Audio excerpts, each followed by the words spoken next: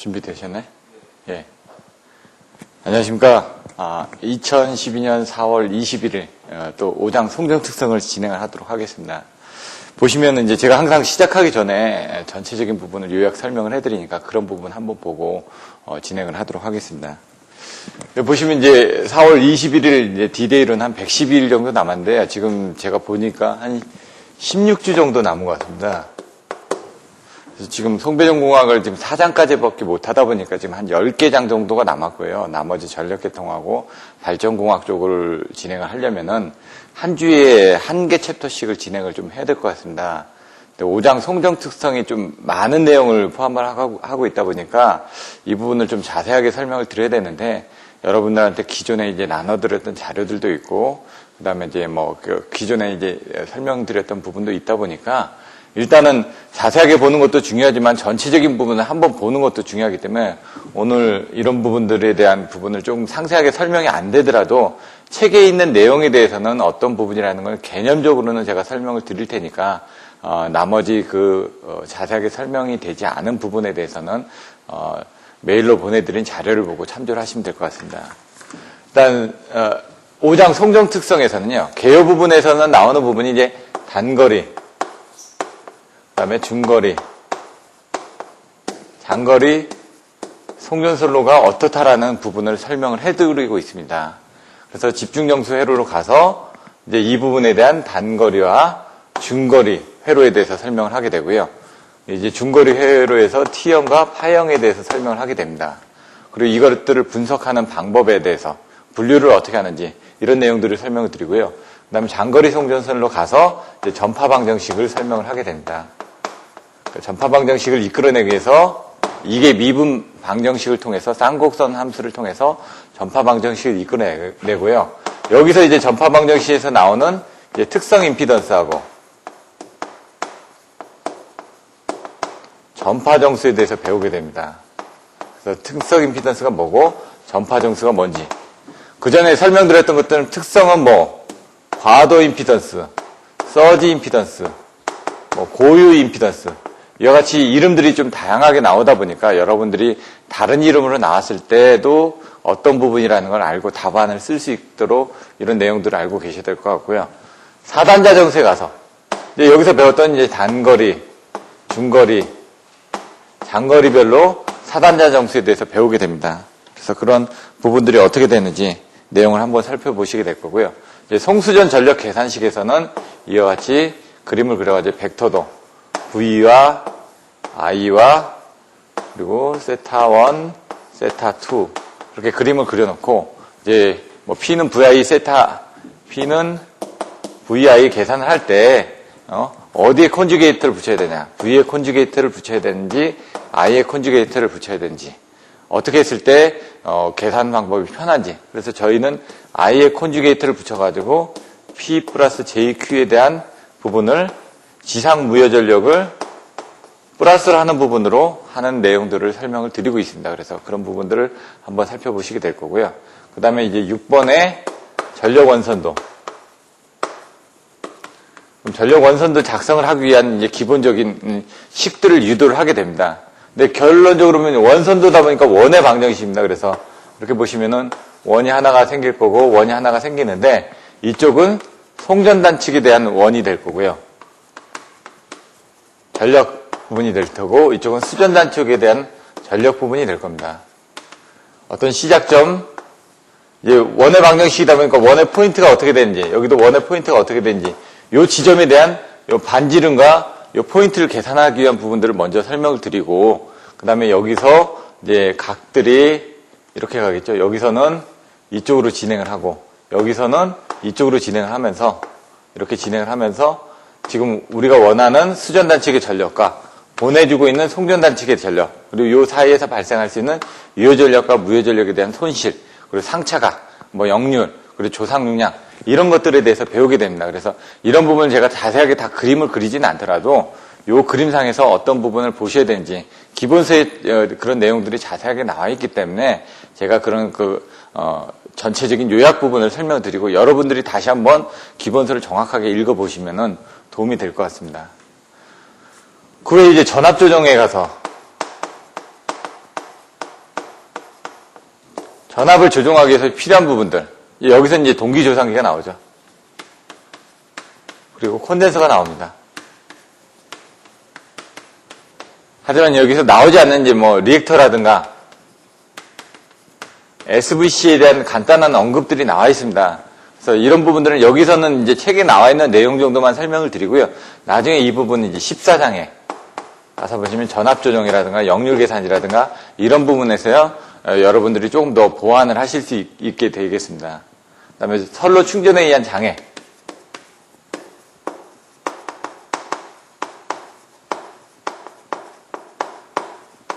여기서는 충전이다 보니까 이제 시성분해에 대한 문제점이 뭐가 있을까? 해가지고 두 가지로 나눠집니다. 첫 번째, 페란티 효과. 두 번째, 발전기 자기여자 현상. 페란티 효과는 이제 벡터적으로 해가지고 그림을 그려서 뭐 송전단에 대한 부분이 이제 전압 강화가 생겨가지고 뭐 이렇게 해서 계산이 된다 이런 부분에서 여기서 이제 이렇게 해가지고 진상이 돼서 송전단 전압하고 수전단 전압하고의 어떤 그런 관계들을 이제 설명을 드릴 거고요.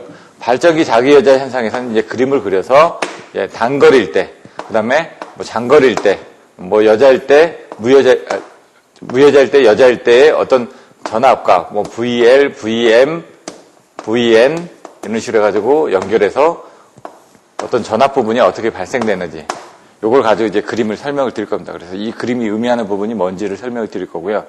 그 다음에 이제 전력 조류 계산. 자세한 부분은 이따가 상세 내용을 설명드릴 건데 이제 조류라는 게 무엇인지 전기의 힘에 대한 조류이기 때문에 P하고 Q의 흐름입니다. 말 그대로. 발전기에서 발생된 유효전력과 무효전력 흐름이 어떻게 계통에서 발생되는지. 근데 이제 저번에 4장에서 여러분들 배우셨던 것처럼 뭐 정전 용량계에서 정전 유도계에서 해가지고 행렬로 나타나게 됩니다. 여기서도 마찬가지고 I는 R분의 V라는 이 식에서 R분의 1이 병렬로 연결되다 보니까 계산하기가 힘드니까 이거를 I는 Y분의 2라는 이런 식을 갖다 놓고 여기에 대한 행렬, 여기에 대한 행렬, 여기에 대한 행렬을 가지고 계산을 하게 됩니다.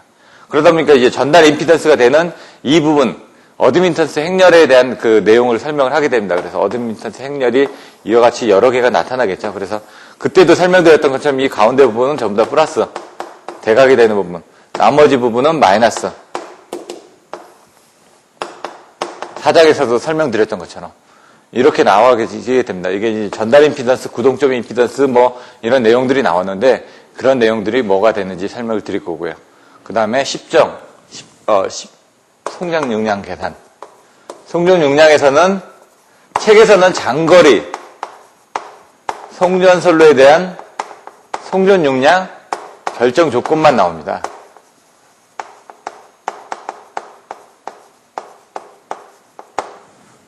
그럼 뭐냐? 저희들 그냥 외울 때 저희는 키워드로 외운다고 그러죠. 상, 조, 효, 경.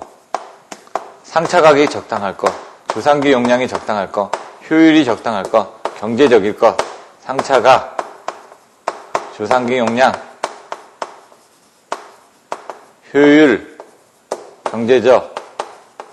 이런 식으로 이제 키워드를 가지고 여러분들이 좀 외워주셔야 되고요. 여기에 이제 나오지 않은 이제 단거리 부분. 뭐 허용전류라든가 전압 강화라든가 허용전류, 전압 강화, 뭐 기계적 강도라든가 이런 부분을 가지고 여러분들이 또 나눠드린 자료에 있으니까 그런 부분을 참조를 하셔도 될 것 같고요. 그 다음에 이제 송전 용량이 나오다 보니까 송전 용량 계산하는 방법 어떻게 계산을 하느냐 여기 나와 있는 게 이제 고송상수로 저희가 외우라고 말씀을 드렸습니다. 고유부하법, 송전용량 계수법,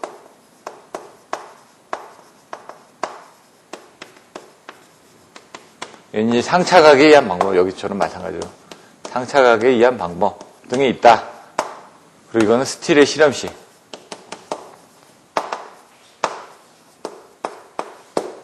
이렇게 해서 1번부터 10번까지 이런 내용을 배우시게 될 텐데요. 그런 부분을 이제 책을 보고 제가 간단하게 좀 설명을 드리고 중간중간에 질문이 있으면 그거에 대해서 답변을 드리도록 하겠습니다.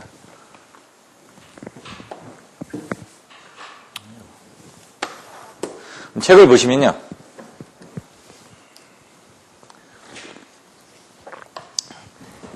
페이지 171페이지 5-1 개요. 여기 보시면은 이제 송전선로는 송전단에서 수전단에 이르기까지 경우에 따라서 수십 킬로미터에서 수백 킬로미터에 이르는 구간에 걸쳐 연결되고 있다. 그래서 송전선로 이제 그림을 그리게 되면은 뭐 R, L, 그다음에 여기 나와 있는 G, C 이와 같은 부분이 계속 이렇게 연결이 되게끔 되어 있습니다. 그래서 R, L, G, C 부분에 대한 내용들을 이제 가지고 균일하게 분포되어 있는데 이것을 정확하게 취급하려면은 이와 같이 이게 여러 개가 되어 있다 보니까 이게 분포되어 있는 분포정수 회로로 취급을 해야 됩니다. 근데 이제 송전선로의 길이가 짧을 경우, 이렇게 짧을 경우는 분포정수로 하지 않고 집중정수 회로로 해도 계산상으로는 문제가 없다. 그런 내용들이 나와 있습니다. 그래서 원래는 분포정수로 계산을 해야 되지만 이걸 집중정수 회로로 해도 문제가 되지 않는다. 그래서 이걸 이제 거리를 따라서 나눴다는 얘기죠. 수 킬로미터 정도. 이건 단거리. 수십 킬로미터. 이건 중거리. 그리고 100km. 이건 장거리. 조건을 나눴다는 얘기죠. 이렇게. 그럼 여기에 대한 이제 여기 보시면은 어떤 식으로 구성이 되는지. 단거리 송전선로 같은 경우는 R과 L만으로 구성이 된다. 중거리 송전선로는 R과 L과 C만으로 구성이 된다. 이 뒤에 넘어가 보시면은 다음에 172페이지는 장거리 송전선로에는 누설 컨덕턴스까지 포함시켰다. 그래서 R과 L과 C와 G로 구성이 된다. 그래서 처음에 이런 그림을 이해를 하시고 거기서 분포정수 회로로 계산을 해야 되지만 집중정수 회로로 계산될 수도 있는 것은 이와 같이 단거리일 때는 집중정수 회로로 계산이 되어질 수 있다는 걸 알고 계셔야 됩니다. 그래서 수 킬로미터, 수십 킬로미터, 100킬로미터를 단거리, 중거리, 장거리로 나눠놨고 그 안에 있는 성분들이 RL, RLC, RLCG로 나타나져 있다는 얘기입니다. 그럼 이 부분을 이제 해석하는 방법은 여기서 말씀드렸던 것처럼 얘 부분은 집중정수 회로로 계산이 된다는 얘기죠. 집중으로. 근데 얘만은 분포로 계산을 해야 된다는 얘기죠. 분포정수 회로로. 그래서 처음에 책에 나와 있는 내용을 전체적으로 이해를 해보시고 이렇게 표를 가지고 이제 외워주셔야 되고 여기 보시면 이제 중거리 부분은 이제 T형과 파형으로 나눠진다라는 부분을 더 알고 계시면 될 것 같습니다.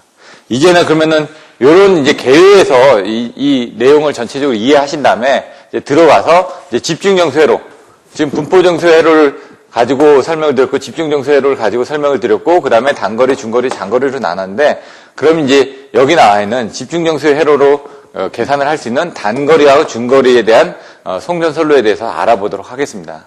그럼 책에 보시면은 페이지 172페이지 집중정수 회로에서도 마찬가지로 단거리와 중거리로 나눠져 있고요. 여기서 이제 볼 수 있는 부분에 대해서 어떤 내용들이 나오는지 살펴보도록 하겠습니다.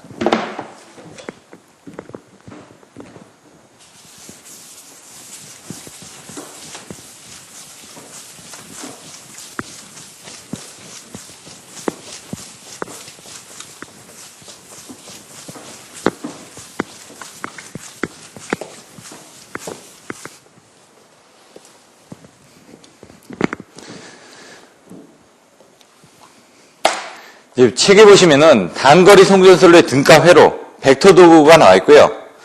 뒤에 보시면은 또 중거리 송전선로의 T형에서의 등가 회로와 벡터도 그리고 파형 회로에서의 등가 회로와 벡터도 이런 부분이 나와 있습니다. 그래서 지금 이 부분에 대해서 먼저 알아보고요. 그 다음에 조금 이따 이제 분포정수 회로에 대해서 알아보도록 하겠습니다. 단거리 송전선로의 등가 회로를 그려보시면요. 어렵진 않습니다. 근데 기본적으로 여러분들이 이런 부분을 알고 계셔야 되기 때문에 여기서는 어떤 식으로 진행을 할 거냐면 등가 회로를 그리고 벡터들을 그리고 거기에 대한 해석들을 들어갈 겁니다. 처음에 이제 전압 강화에 대한 부분을 설명을 드릴 거고요. 그다음 전압 강화율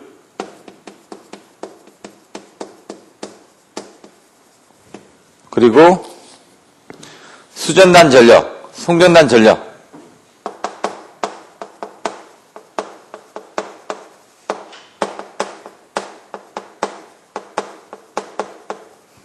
이런 부분에 대해서 설명을 드릴 겁니다. 지금 그러면 이제 먼저 등가로를 보시면요. 단거리다 보니까 아까 R과 L만의 회로로 이루어진다고 그랬습니다. 그럼 이렇게 그림을 그리고 R과 L만의 회로로 구성이 된다는 걸 아실 수가 있고요. 마찬가지로 똑같이 밑에도 그려주시고 여기 이제 부하가 연결이 된다. R과 L만의 회로로 구성이 된다. 이런 부분은 아실 거고요. 그래서 이제 송전단 전압 ES 서플라이 해가지고 수전단 전압 ER 여기 흐르는 전류 I가 될 거고요. 그 다음에 여기 뭐 이쪽에 흐르는 전류는 IS가 될 거고 이쪽에 흐르는 전류는 IR이 될 거고.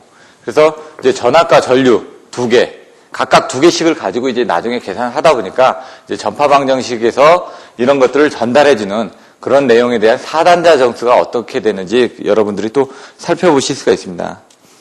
책에는 이제 기준 전류를 I로 취한 경우하고 E로 취한 경우가 있습니다. 근데 여러분들 이제 그림을 그리실 때는 E로 취한 경우가 훨씬 더 계산이 편하기 때문에 그런 부분 설명을 드릴 거고요.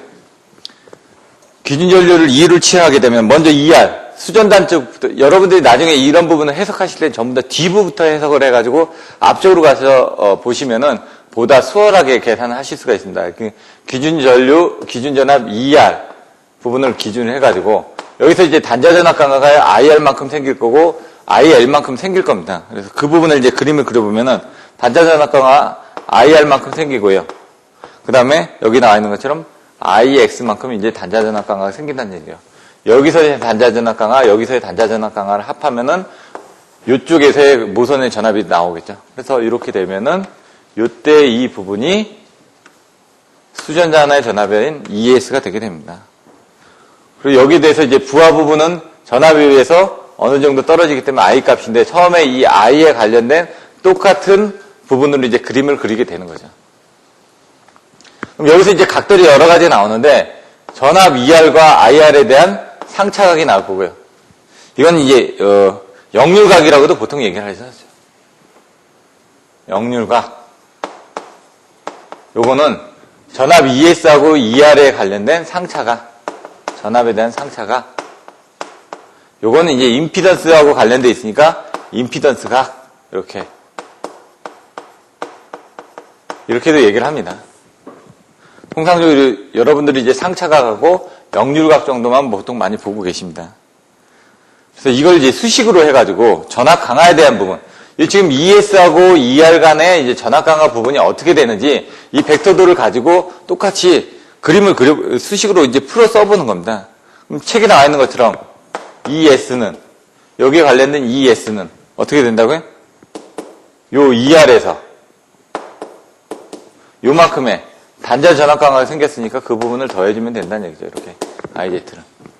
그럼 여기서 이제 I하고 이 Z 부분을 나눠서 이제 그림을 그려보면은 요거를 ER 플러스 I에 이 Z 부분은 여기에 관련된 부분과 여기에 관련된 부분인데 그거를 여기 이제 그 코사인 세타를 해가지고 계산해서 여기에 관련된 식으로 IR에 대한 코사인 세타 그 다음에 여기서는 또 요거에 대한 코사인 세타 해가지고 계산해서 여기 더하기 그 다음에 여기에서 여기 부분을 빼서 요 내용을 나오게끔 돼 있습니다. 그 부분은 이제 나중에 여러분들이 자료들을 보시면 될 것 같고요. 그렇게 하다 보니까 여기서는 코사인 세타 마이너스 J 사인 세타가 됩니다. 첨자는 제가 빼겠습니다. 그리고 여기 관련된 R 플러스 JX가 또 들어가게 될 거고요. 여기에 대한 부분들은 이제 나중에 보시면은 요걸 이제 그 삼각함수로 계산해서 여기에 대한 부분과 여기에 대한 부분을 더하고 그 다음에 여기에 대한 부분에서 여기에 대한 부분을 빼면 여기가 나오니까 요거하고 요걸 합한 요 값, IZ 값을 이와 같이 이 수식으로 나타냈다라고만 여러분들 이해하시면 되고요. 나중에 이건 직접 한번 해보시면 될 것 같습니다. 요걸 이제 다 분해를 하게 되면 어차피 R 플러스 JX 이렇게 가지고 다 분해를 하게 되면은 ER 플러스 IR에 대한 코사인 세타 그 다음에 IX에 대한 사인 세타 플러스 J에 대한 IX에 대한 코사인 세타 마이너스 IR에 대한 사인 세타 이와 같이 나옵니다. 근데 이것들을 이제 보다 정확하게 계산하기 위해서는 옛날에 설명드렸던 것처럼 최소 자성법처럼 해가지고 각각의 성분을 자성을 해가지고 루트를 씌워주면은 보다 정밀하게 계산할 수가 있습니다. 그래서 이거를 각각의 자성을 한 다음에 루트를 씌워주는 그 식이 바로 그 밑에 나오는 겁니다. 그래서 보시면 여기다 각각의 자성이니까 이렇게 루트를 씌워주고 요게 이제 실수 성분하고 허수 성분이니까 이 실수 성분에 대한 자성하고 허수 성분에 대한 자성을 했다는 얘기입니다. 요게 지금. 근데 허수 성분에 대한 제2 성분은 이제 빼고 이제 자성을 한 거죠. 그런데 이제 문제가 되는 건 뭐냐면 얘는 큰데 여기서 보시면 이 부분은 큰데 요게 관련된 요 부분은 아주 작거든요. 왜냐면 요거나 봤을 때 요 길이는 아주 작지 않습니까? 요 작은 부분은 여기 부분에 해당되니까 이 부분은 무시를 하겠다는 얘기입니다. 이걸 가만 보더라도 이 부분하고는 거의 유사하다라고 이렇게 되는 겁니다. 그래서 루트 내의 제2항은 1항에 비해 훨씬 작기 때문에 여기 부분을 무시를 하면은 전압 강화 부분은 이와 같이 계산이 된다. 그래서 여기 부분만 해당이 되는 거죠. 이렇게. 그래서 여기 부분까지 합한 여기 부분을 이제 빼게 되면은 여기 보시면 전압 강화 ES는 ES-ER이 되겠죠. 전압 강화는. 그거는 I의 R의 코사인 세타에 X의 사인 세타가 됩니다. 근데 여기서 이제 또 나중에 나올 수 있는 문제들이 뭐가 있냐면은 전압 강화를 이제 표시한 식이 이런 부분을 전압 강화로 표시를 했고요. 또 이렇게도 전압 강화를 표시를 했습니다. 또 이렇게도 전압 강화를 표시를 했습니다. 이렇게. 나중에 계산할 수 있는 부분들을. 그러니까 전압 강화의 식들을 이렇게 나타낼 수 있는데 이 수식을 다르게 한번 계산을 해보면은 나중에 보시면 여기 IR의 코사인 세타 플러스 IX의 사인 세타를 풀었으면은 IR의 코사인 세타와 IX의 사인 세타를 이제 다른 식으로 이제 또 풀어서 쓰실 수가 있다는 얘기죠. 그래서 삼각함수 여기서 나왔던 것처럼 어떻게 해요? 요게 S고 요게 P고 요게 Q다. 세타가 있다. 그러면은 P는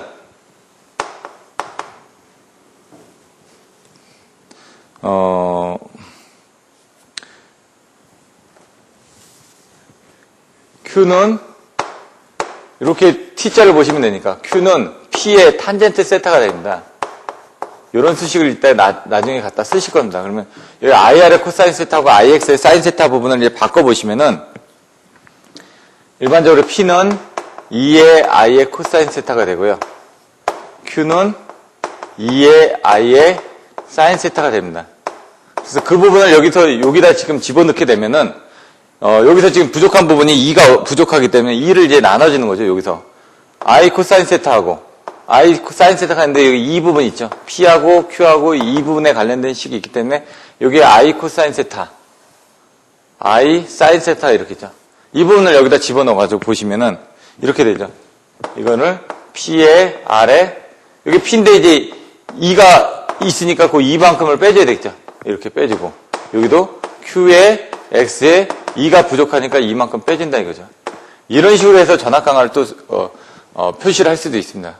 그래서 이 전압 강화라는 부분을 이렇게 해가지고 표시를 하는 식, 이렇게 해서 표시를 하는 식, 또 여기에서 나와 있는 Q는 P 탄젠트 세타를 해가지고 요걸 이제 여기다 집어넣게 됩니다. 이렇게. 그러면은 P의 R에 이걸 통분하게 되면 2에 플러스 Q를 P의 탄젠트 세타에 X가 붙으죠. XP 탄젠트 세타. 이렇게 또 표시를 할 수도 있겠죠. 그래서 나중에 이 부분을 증명하는 문제가 10점짜리 내지 25점짜리로 나올 수도 있다는 얘기죠. 그러면 여기서 이제 단거리 송전술로 해서 전압 강화를 가지고 이제 유출해가지고 설명을 해주시면 됩니다.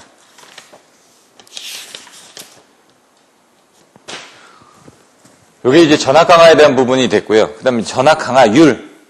율이다 보니까 이제 100%가 들어갑니다. 곱하기 100이 들어가죠. 그래서 책에 나와 있는 것처럼 식 5-4까지 나와 있는 게 전압 강화인데 그 전압 강화를 이와 같이 다른 부분으로도 이제 유출을 할 수 있다라는 걸 간단하게 설명을 드렸고요. 요거에 관련된 부분은 자료를 이제 여러분들이 참조를 하시면 될 것 같습니다. 이제 전압 강하율은 식 5-5에 나와 있는 것처럼 강하율 2는 ES-ER분의 ER 곱하기 100%가 됩니다. 그럼 여기서 지금 이 부분을 이제 곱하게 되면 여기다 지금 ER이니까 거꾸로 이 부분은 어떻게 되냐면 이게 P의 R에 Q의 X의 2라는 이 수식하고 똑같죠. 이게 ES-ER이 여기 부분이. 그럼 그걸 또 ER로 나누면 이거의 자성이 되는 겁니다. 그냥. 여기 이제 자성자가 하나가 더 붙으면은 이게 바로 전압 강화 수식하고 똑같다는 얘기입니다. 대신 이제 거기다 곱하기 100을 해주면 되죠. 전압 강화 수식. 그래서 전압 강화를 정확하게 알고 나면 전압 강화율에서도 이렇게 표현을 할 수 있다는 걸 여러분 아실 수가 있고요. 중요한 거는 이런 수식분의 100%를 해야지만 율이라는 부분이 들어갔을 때는 여러분들이 100%를 계산해서 나눠주셔야지만 정확하게 그 값을 보실 수가 있습니다. 식 5-5에 보시면 이제 ES-ER 앞에서 계산됐던 ES-ER은 어떻게 되냐면 상전압입니다. 상전압이다 보니까 이걸 성간전압으로 계산을 하면은 각각에다 루트 3을 곱하면 되죠. 여기 보시면은 여기다 루트 3을 곱하고 여기다 루트 3을 곱하고 여기다 루트 3을 곱하고 이렇게 하면은 성간전압으로 바꿔줄 수가 있다는 얘기입니다. 그럼 여기서도 마찬가지 그렇게 곱해지게 되면은 결론적으로 보면 앞에서 나왔던 ES는 뭐 ER 플러스 뭐 IR에 이 뒷부분이 나간다. 그럼 여기 루트 3을 곱해주고 여기다 루트 3을 곱해주고 여기다 루트 3을 곱해줬다. 그럼 그게 어떻게 됐냐? 얘가 이제 VS가 되는 거고요. 얘가 VR이 되는 거고 얘가 루트 3의 IR이 돼서 나가겠죠. 그 수식이 바로 나와 있는 식 5-6번이 되는 겁니다. 루트 3을 다 곱했다라는 얘기죠. 기존에.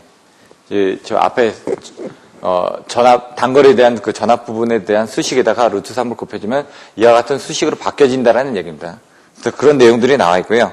그 다음 그걸 이용해서 이제 수전단 전력과 송전단 전력을 계산합니다. 수전단 전력은 나와 있는 것처럼 P는 수전단이니까 PR이 되겠죠. 루트 3의 VR의 I의 코사인 세타 R이 될 거고요. 이제 송전단 전력은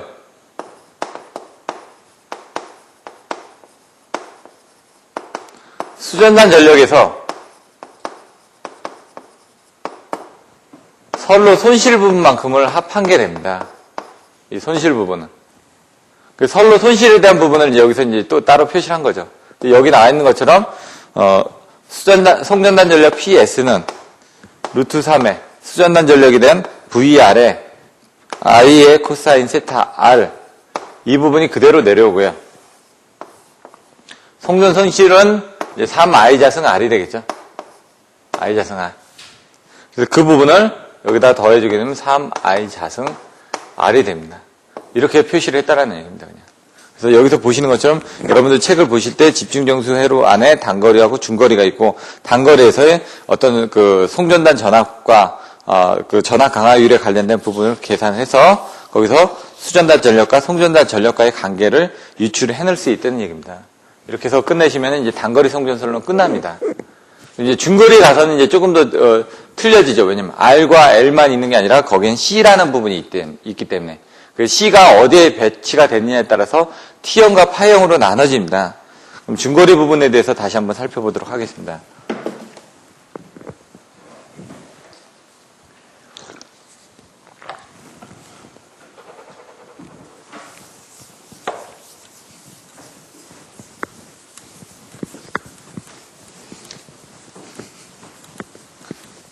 단거리와 중거리, 장거리 부분을 이렇게 비교를 해서 보셔야 되고요. 그걸 이제 표로 해서 여러분들이 나중에 쉽게 이해할 수 있게끔 그렇게 정리를 하는 부분이 필요합니다. 중거리에는 제가 말씀드렸던 것처럼 T형과 파형이 나눠집니다. 중거리. 거리는 수십 킬로미터라고 나왔죠. 근데 얘도 해석은 뭐 어떤 부분을 한다고요? 집중정수회로를 한다고요. 근데 이제 장거리 쪽에 가서는 이제 분포정수회로를 하다 보니까 조금 더 복잡해지게 됩니다. 그래서 근데 이제 장거리 송전술에 대한 분포정수회로는 나중에 이제 정확하게 알고 계시면 구장의 이상전압에서 전압 전류의 진행파하고 연관이 되어 있습니다. 그래서 그런 부분을 또 정확하게 알고 계셔야 됩니다. 여기 보시면, 책에 보시면은, 페이지 174페이지. 어드미턴스 Y를 중앙에 일괄 집중시킨 T형 또는 어드미턴스를 2등분해서 선로 양단에 집중시킨 파형 회로의 두 가지가 있다. 그럼 중거리에는 T형과 파형, 이게 두 가지 있는데, T형에서는 뭐라고요? 어드미턴스를 중앙에, 여기다 집중을 시켰다는 얘기예요. 이렇게 보시면은, 어드미턴스를 여기다가 중앙에다 집중시켰다는 얘기예요. 파형은 양단에 집중시켰다고 얘기했습니다. 양단에. 여기다, 어드미턴스를. 그러다 보니까 얘는 2분의 y가 되고 얘는 2분의 y가 되겠죠. 이런 식으로. 얘는 임피던스가 가운데 있으니까 z가 될 거고요. 얘는 임피던스가 양쪽에 분담이 됐으니까 2분의 z가 될 거고 2분의 z가 될 겁니다. 그럼 이 수식을 이제 풀어보겠다는 얘기입니다.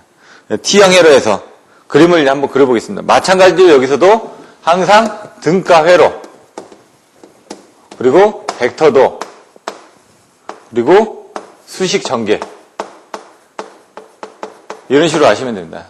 5장 성정특성에서는 단거리든 중거리든 장거리든 등가 회로하고 벡터들을 그리고 그 다음에 수식 전개를 하는 부분을 여러분들 생각하시면 됩니다. 먼저 이제 책에 나와 있는 것처럼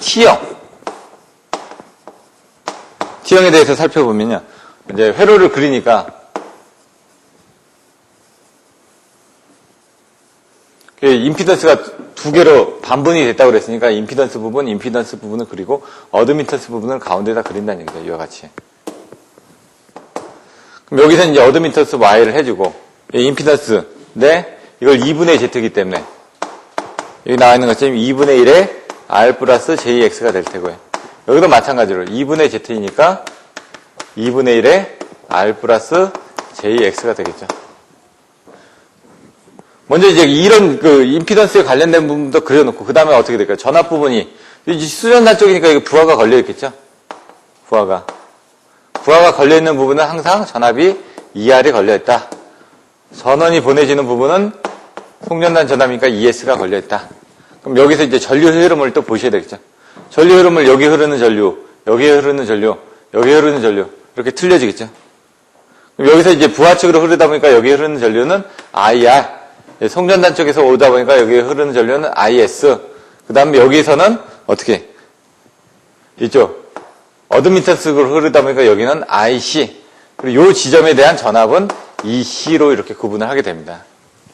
나중에 여러분들 보시면 이제 전류가 3개니까 전압은 2개죠. 전압은 3개죠. 그럼 여기서 이제 그림을 그려도 전압은 3개니까 뭐 전압은 하나, 둘, 3개가 나올 것이다. 이렇게 아실 거고, 전류는 3개가 나오지 않습니까? 전류도 마찬가지로 여기서 뭐 하나, 둘 해가지고 3개가 나올 거라는 걸 아실 수 있다는 얘기죠. T형에서는. 근데 이제 파형에 가게 되면 전압하고 전류의 개수가 이제 틀려지다 보니까 그걸 보고 여러분들이 이 벡터도가 어떻게 나올 거라는 걸 미리 아실 수가 있다는 얘기죠. 그러면 이제 이 벡터도를 한번 그려보면요. 여기서 이제 전류 IR을 기준으로 해서 그렸는데, 편의상 전압 ER을 해가지고 기준으로 해서 그려보도록 하겠습니다. 전압 ER.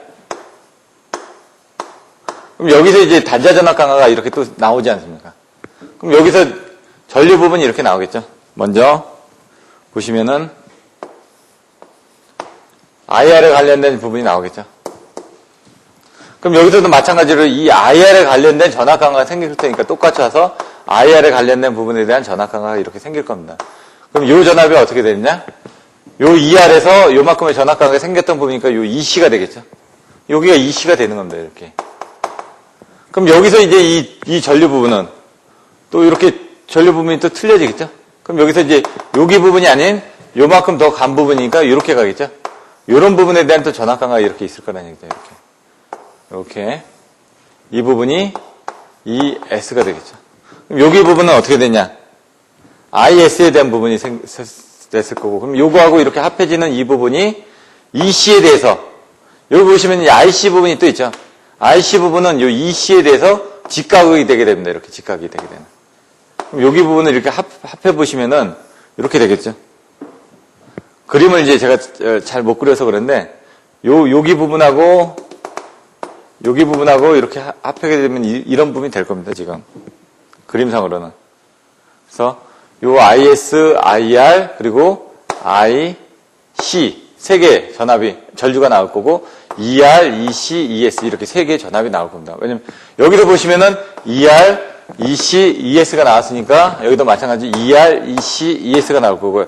전류도 마찬가지로 IR, IS, IC가 나왔는데 맨 처음에 IR에 전압 강화가 생겼으니까 그 IR에 대한 전압 강화만큼 여기서 전압 강화가 생겨서 EC가 나왔을 거고 그 다음에 IS에 관련된 전압 강화만큼 또 마찬가지로 전압 강화가 생겼기 때문에 이 IS가 나왔고 그 다음에 이 EC에 관련돼서 요 EC에 대해서 90도 앞선 IC 전류가 이렇게 있다는 얘기입니다. 그래서 요걸 합해버리면은 요 IS는 IC하고 IR의 합이지 않습니까? 요 IS는 IC하고 IR의 합이 된다는 얘기입니다. 이렇게 그림으로는.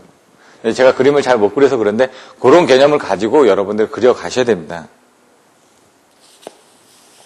그럼 이걸 이제 수식으로 이제 계산하다 보면 어떤 식으로 계산해야 되냐. 마찬가지로 거꾸로 해서 가는데 여기서 지금 알아가야 되는 부분이 거꾸로 해서 가다 보면 이 ER하고 IR하고 뭐 IC하고 EC하고 IS하고 ES 부분이 있습니다. 네 가지 값을 제가 설명을 한다고 그랬죠, 보통. 전압 두 개, 전류 두 개를 가지고 전파 방정식을 만든다고 해요. 여기 ER하고 IR 부분은 빼고 이제 부하측이기 때문에 IC하고 EC 그리고 IS하고 ES 이 관계를 해가지고 거꾸로 가면서 이제 보겠다는 얘기입니다. 책에 나와 있는 게 첫 번째 EC를 먼저 봤습니다. EC는 어떻게 될까요? 여기 있는 이 전압은 여기 나와 있는 것처럼 이 전압에서 요만큼의 전압 강화만큼을 더해주면 되지 않습니까? 그래서 EC는 ER 수전단의 전압에 대한 부분하고 전압 강화 2분의 1 ZIR 단거리에서 배웠던 그 전압 강화만큼을 이제 더해주면 됩니다. 그럼 여기 됐으면 이제 여기 IC 값을 또 계산을 해야 되겠죠. 그 다음에 뭐 IS 값을 계산하고 ES 값을 계산해내서 그걸 방정식으로 풀어서 쓰면 된다는 얘기입니다. 그럼 EC는 계산됐고 IC는 어떻게 된다고요? 여기 흐르는 전류는 이 어드민트스 I는 Y이라면서요. IC는 Y에 여기에 걸려진 전압이 EC니까 EC 하게 되면 이렇게 끝나죠. 그럼 IC가 끝났으면 이제 다 같이 그 다음에 가까운 지점에 있는 IS를 보겠다는 얘기입니다. 그래서 IS는 어떻게 된다고요? 아까 그림에서 이 IS는 이 IR하고 IC의 합성분이라면서요. 그럼 그걸 이용을 해서 그냥 풀어 쓰는 겁니다. 마찬가지로 IS는 IR 플러스 IC의 합성분이다. 그럼 IR은 어떻게 계산하냐? 나중에 이제 이 IC 성분을 이제 합해져서 주시면 되는데 먼저 IR 플러스 IC는 여기 나와있죠. 어드민턴스. 그러면은 플러스 Y에 EC 부분 여기 있죠. EC 부분이 여기 있으니까 그 EC 부분 여기다 이렇게 집어넣는 겁니다. 원래 YEC인데 EC에다가 이 값을 집어넣게 되면은 IR 플러스 Y의 이 EC 부분이 ER 플러스 2분의 1의 Z의 IR 이렇게 되는 겁니다. 이제 그걸 또 풀어서 쓰면은 YER이 되고 2분의 1의 ZYIR이 되겠죠. 또 이렇게. 그래서 그걸 다 묶어주게 되면 그와 같은 수식이 나오는 거고요. 그 뒷부분 책에 나와 있으니까 참조를 하시면 될 것 같고, 그 다음에 이제 마지막 ES. ES는 어떻게 되죠? 여기에 대한 전압은 요 전압에서의 요만큼의 전압 강화를 더해주면 되지 않습니까? 아까처럼 똑같이. 그래서 여러분들이 이걸 순서로 해가지고 그려주실 때 아까처럼 이제 그 정확하게 T형과 파형이 어떻게 되는지 정확하게 이해하신 다음에 그 다음에 등가를 그리고 났으면 이제 벡터들을 그리게 되죠. 벡터들을 정확하게 이해하시면 되면 여기서 ER하고 IR을 제외한 나머지 단계를 거꾸로 가면서 전압 강화라든가 이런 부분을 이용을 하시면 되니까 ES는 뭐라고요? EC에다가 전압 강화만큼을 또 더해주면 되죠. 2분의 1 ZIS가 되는 거죠. 여기서 지금 EC 부분에 대한 부분이 여기 또 나와 있으니까 그 부분이 여기 또 들어가게 되는 겁니다. 이렇게.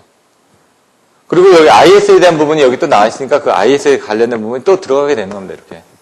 들어가게 되면 이와 같이 수식이 나온다는 얘기입니다. 근데 이 부분을 이제 나중에 이제 보다 보면은 어떤 법칙이 있다는 얘기죠. T형과 파형.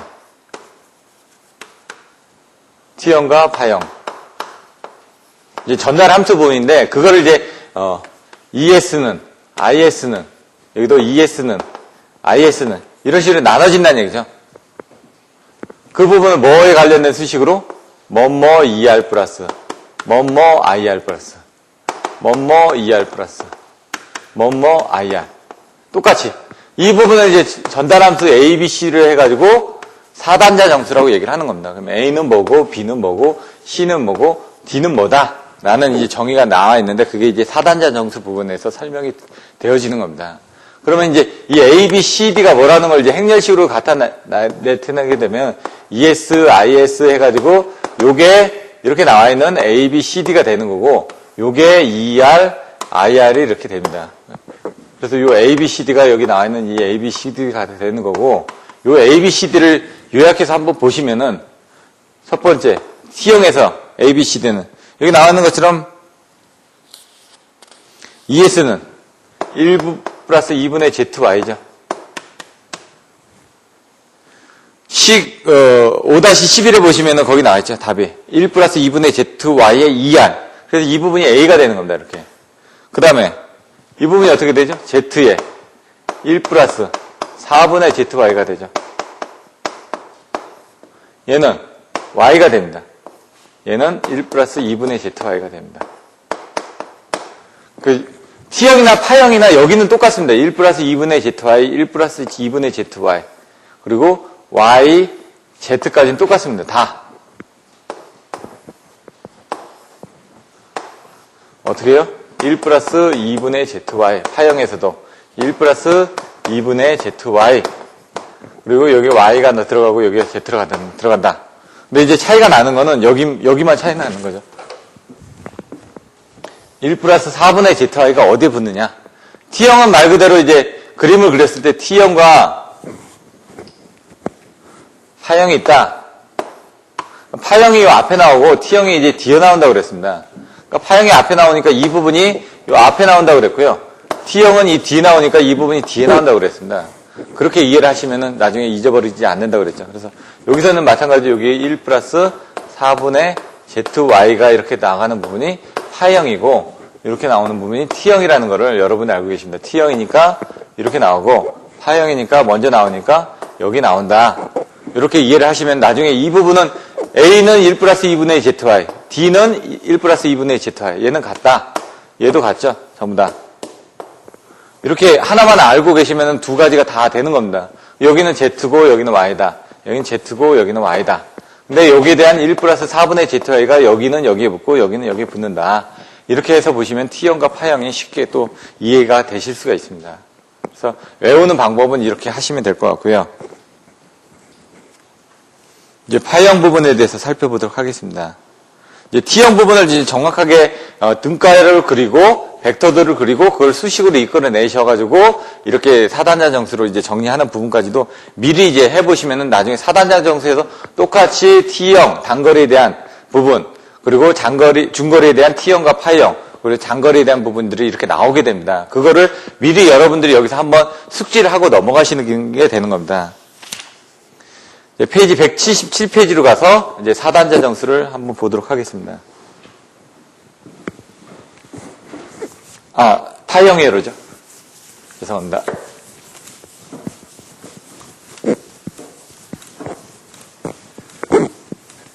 제가 자세하게 이제 그 수식을 써드리고 그림을 잘 그려드려야 되는데, 제가 보내드렸던 자료들에 그런 부분이 자세하게 나와 있기 때문에 또 이제 그 시간이 그렇게 또 많지 않은 관계로 여러분들한테 좀 요약해서 설명을 드리고 있습니다. 그래서 그런 부분이 좀 잘 이해가 안 되시면은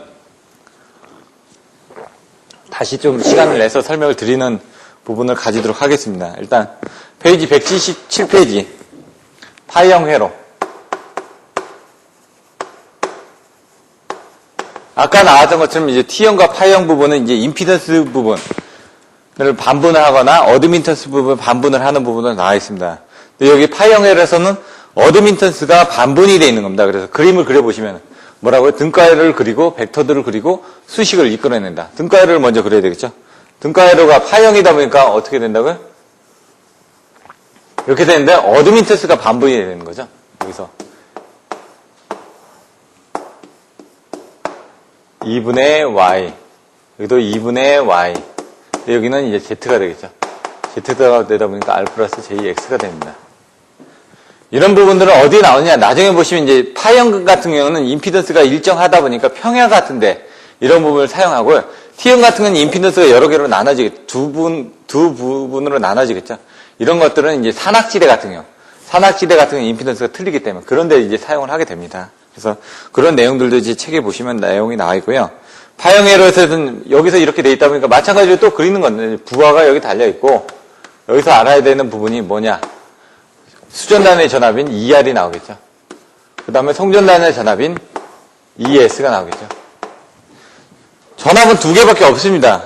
하지만 뭐라고요? 전류 부분이 이제 많아지는 겁니다. 여기 IR 부분이 될 거고 여기 부분 보내지는 부분이니까 IS가 될 거고 여기는 흐르는 전류 I 값이 될 거고 여기 흐르는 전류를 보면은 C라고 그랬죠. 중간에 커먼대 부분은. 그러니까 여기는 IC인데 부하 측에 가까운 쪽이니까 ICR이 되는 거고 여기는 어차피 전압은 ES T형에서는 가운데 부분에 임피던스가 분배가 돼 있었기 때문에 전압 강화 때문에 틀려졌지만 여기 임피던스가 똑같기 때문에 여기에 대한 전압이나 여기에 대한 전압이나 똑같죠.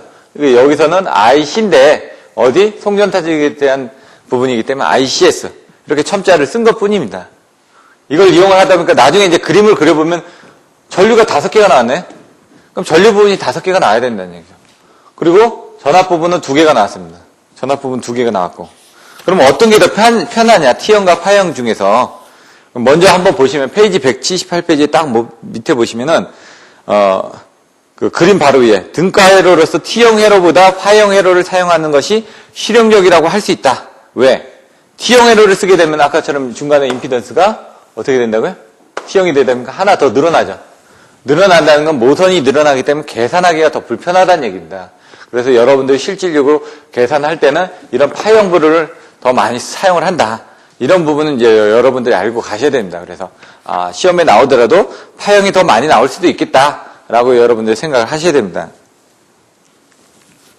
그러면 이제 여기서 이제 이 부분을 이제 그 등가를 보셨고 벡터로 그리기 전에 벡터를 먼저 그려보실까요? 그러면 마찬가지로 페이지 178페이지에 그림 5-6에 보시면 파형 회로의 벡터도가 나와 있습니다. 근데 이것도 이제 그림을 잘 그리셔야 되는데 책에 있는 내용들을 보시면 어렵진 않은데 제가 그림을 잘 못 그려서요. 먼저 이제 전압에 관련된 부분이 ER하고 ES 2개가 나옵니다. 임피던스 전압 강화는 하나만 나오죠. 그럼 그걸 가지고 전압에 관련된 기준 벡터를 그리기 쉽습니다. 어떻게? 전압은 ER. 그러면 어떤 부분이 나와야 될까요? IR이 나와야 될 거 아닙니까? IR이 먼저. IR이 이렇게 그림을 제가 잘 못 그려서 IR을 이렇게 그림을 그립니다. 그럼 IR에 대한 부분을 똑같이 같은 부분을 가지고 있는 IR과 IX 부분이 생겨가지고 여기 나와 있는 이 부분이 ES가 되겠죠. 전압 부분은 이렇게 그리면 끝납니다. 그냥. 끝나는데 이제 전류 부분을 그릴 때는 어떻게 된다고요? IR하고 ICR하고 I하고 ICS하고 IS하고 이렇게 5개를 그려줘야 된다는 얘기죠. 이쪽을 5개를. 그럼 5개를 그려주기 위해서는 먼저 IR 부분은 그렸습니다. 근데 ES는 뭐가 되는지 알죠? 뭐 ES는 어떻게 될까요? IS하고 관련되겠죠? 그럼 ES는 여기에 관련된 요거에 대해서 또 IS 부분이 나올 겁니다. 근데 이제 그 IS가 어떻게 되는지 이제 그림을 그리기 전에 먼저 보시면은 IR과 ICR과의 관계 보시면은 I 부분은 어떻게 되죠? I는 ICR 플러스 IR 아닙니까? 근데 ICR은 어떻게 되죠? ER에 대해서 90도 앞서죠. 그러니까 ICR은 ER에 대해서 90도가 앞섭니다. 항상 이 전압에 대해서. 그러니까 ER에 대해서 90도가 앞서는 부분 요게 ICR이 될 겁니다. 그러면 ICR과 어떻게 요게 합쳐지는 부분이 뭐라고요? I. 요게 먼저 I가 나오겠죠. 이렇게 돼서 합쳐지면 요게 I가 나오겠죠. 이런 부분이. 그게 이제 중간에 나와 있는 겁니다. 그림에. 요게 IR 위에 I가 있었죠. 책에 나와 있는 것처럼. 그런 부분이 먼저 나오게 되는 거예요. ICR 그려졌고, IR 그려졌고, I 그려졌습니다. 그러면 그 다음에 뭐가 들어갈까요? ICS가 또 나오겠죠. ICS는 뭐라고요? ES보다 90도가 앞서니까, 이 ES보다 90도가 앞서는 이 부분이 ICS가 또 있을 거란 얘기죠. 이렇게. 그러면은, 이 I 값은 어떻게 되죠? IS는 ICS하고 IS는 ICS하고 I의 합이 되겠죠. 근데 ICS 나왔고, 여기 I 나왔으니까 이 I하고 ICS의 합인 부분이 여기가 IS가 나온다, 이렇게. 그림을 제가 잘 못 그려서, 다음에는 조금 더 연습을 해서 좀 잘 그려보도록 하겠습니다. 그러면 IR이 나오고, I가 나오고, IS가 나오고, 여기 ICR이 나오고, ICS가 나오는데, 이 부분을 그림을 그리는 데 있어서 맨 처음에 ER을 그림을 그려놓고 거기에 관련된 IR을 그려서 IR에 대한 전압 강화 부분과 IX에 대한 전압 강화 부분을 합한 ES 부분이 나올 거고, 그럼 거기서 이제 요구하는 부분이 ER에 대해서 90도 앞서져 있는 ICR 성분이 나올 거란 얘기입니다. ER에 대해서. 그 부분하고 I는 ICR 플러스 ICR이니까 I는 ICR 플러스 I로 해가지고 여기 지점이 정해질 거란 얘기입니다. 그리고 나서 보시면 여기 흐르는 또 ICS는 전압 ES, 요 ES에 대해서 90도 앞서지는 부분이니까 여기 있는 IS는 뭐라고요? ICS 플러스 I가 되니까 여기 ICS 부분이 여기 또 나타나게 된다는 얘기죠. ICS 플러스 IR 해가지고 여기 IS 값이 여기 이제 나타나게 된다. 그걸 이제 그림으로 여기다 그려놓은 겁니다. 근데 이걸 돌려놨기 때문에 여러분들이 이런 순서로 외워주시면, 그림을 그려주시면 어렵지는 않습니다. 근데 이걸 좀 그림을 크게 그려야지만 되는데 그림을 좀 작게 그려가지고 좀 잘 안 보이실 텐데 이렇게 보시면 될 것 같습니다. 그럼 등가를 그렸고 벡터도를 그렸으면 이걸 이제 수식으로 쓰는데 수식으로 쓸 때는 어떻게 한다고요? 항상 뒤에서부터 거꾸로 가라는 얘기죠. 그럼 여기 나와 있는 것처럼 뒤에서부터 거꾸로 갔는데 아까도 ER하고 IR하고 무시를 하고 넘어갔죠. 그리고 나머지 가지고 이제 계산을 했다는 얘기죠. 그러면 맨 처음에 나오는 게 뭘까요? ICR이죠.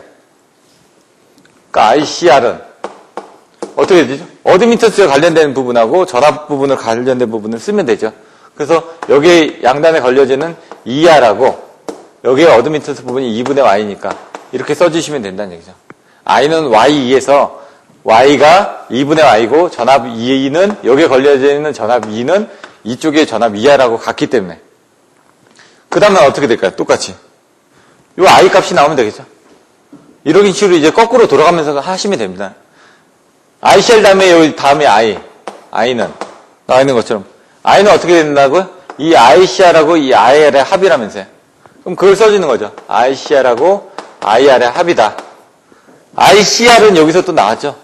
이 부분이 여기서 이제 또 들어가는 겁니다. 그러면 여기 책에 나와 있는 것처럼 2분의 Y, ER 플러스 IR 이렇게 되는 거죠.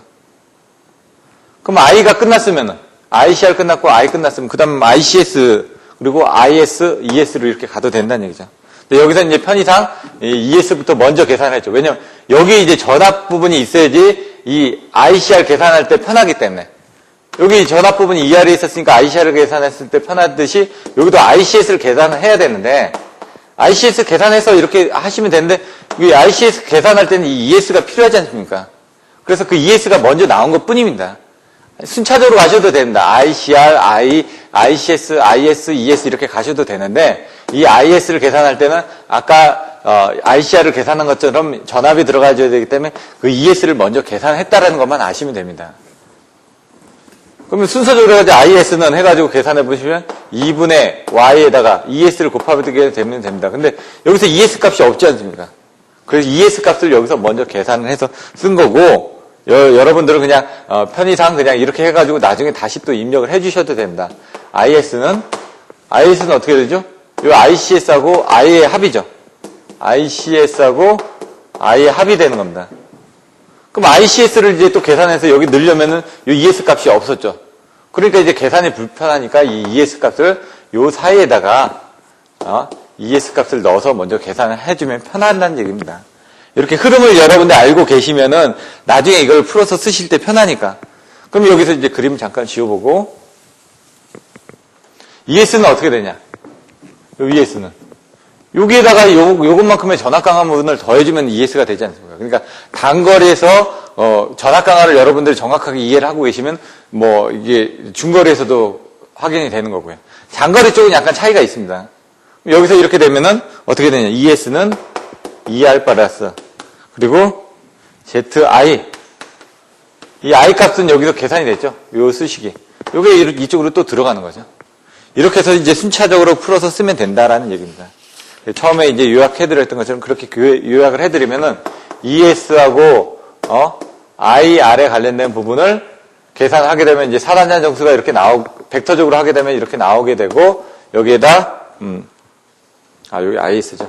그다음에 여기 ER, IR로 해서 나오게 되는데 이때 되는 이 전달함수 A, B, C, D 4개 값을 보시면은 얘는 1 플러스 2분의 ZY가 되고 얘도 1 플러스 2분의 ZY가 되고 얘는 어드미턴스가 되고 얘는 여기 임피던스가 되고 어드미턴스가 됐는데 얘는 이제 파형이라고 했죠. 파형이니까 파이 이렇게 되죠. 그러니까 여기에 1 플러스 4분의 ZY가 될 거라는 얘기입니다. 이렇게 나면 이제 잊어먹지가 않겠죠. 그러니까 나중에 이제 하다 보면 이제 T형, 파형에 대한 결론을 여러분이 알고 계시면 이렇게 이제 풀어서 쓰다가 이제 계산하다 보면 이게 계산값이 제대로 안 나오는 경우가 있습니다. 그런 경우는 이제 서둘리 마무리를 하고 이렇게 표만 이렇게 써서 정확하게 마무리를 해도 된다는 얘기예요. 왜냐면 중간에 틀린 경우가 있으니까. 그래서 여러분들이 이런 그 결론을 외우는 방법에 대해서도 좀 미리 알고 계시면 나중에 도움이 됩니다. 이제 파형회로 부분이 됐고요. 지금 보셨던 것처럼 단거리 선로, 중거리 선로, 장거리 선로 이 부분에 대한 구분들을 어떻게 하는지 RL, RLC, RLCG 그리고 이렇게 표를 해가지고 얘는 뭐를? 집중정수회로 얘도 집중정수회로 얘도 분포정수회로로 해석을 한다. 그 집중정수회로를 해석을 하는데 얘는 T형과 파형으로 나눠진다. 이 단거리에서는 어떤 식으로 계산했는지 전압강하를 어떻게 해서 계산했는지 전압강하율은 어떻게 계산을 했는지 또 송전단 전력은 어떻게 계산을 했는지 수전단 전력은 어떻게 계산했는지 이런 부분에 대한 전압강하를 또 다른 식으로 이제 그 계산하는 수식들은 어떻게 됐는지 이런 부분을 배웠고 이제 T형과 파형에 대해서 등가회로 하고 그리고 벡터도 그리고 이제 수식들을 전개를 어떻게 하는지 이런 내용에 대해서 배웠습니다. 그럼 잠깐 쉬었다가 이 다음에 이제 장거리 선로 부분에 대해서 분포정수 회로에서는 어떤 식으로 해석을 하는지 그런 부분에 대해서 배워보도록 하겠습니다. 그럼 잠깐 쉬었다가 진행하도록 하겠습니다.